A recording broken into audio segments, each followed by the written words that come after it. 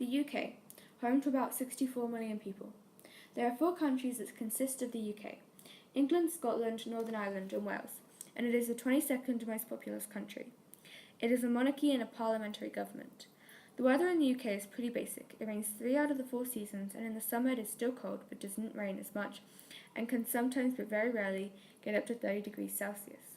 However, during the last few winters, especially in 2013 and 2014, there have been tremendous amounts of rainfall and destructive storms which have led to one of the biggest floods the UK has seen since 1876. People say this is due to the increase of CO2 and global warming. This then affects the climate and why there is so much flooding. These floods have mostly affected Wales, Cornwall, Devon and Dorset, while many other places have also been affected. This has led to at least 17 known deaths and many more were injured.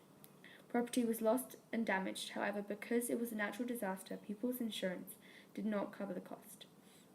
This left many without homes or their homes damaged.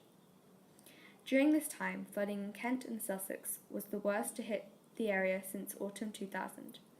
100,000 homes were reported without power across southern England.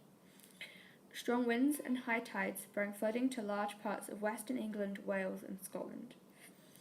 Southern England and parts of the Midlands had experienced their highest January rainfall since records began in 1910.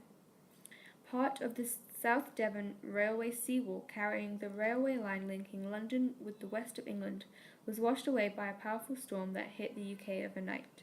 Thousands of homes were left without electricity. The Prime Minister announced that an extra £100 million would be spent with dealing with the afterfloods.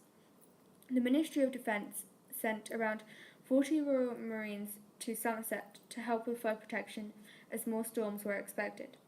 The government also provided an extra £30 million for repairs.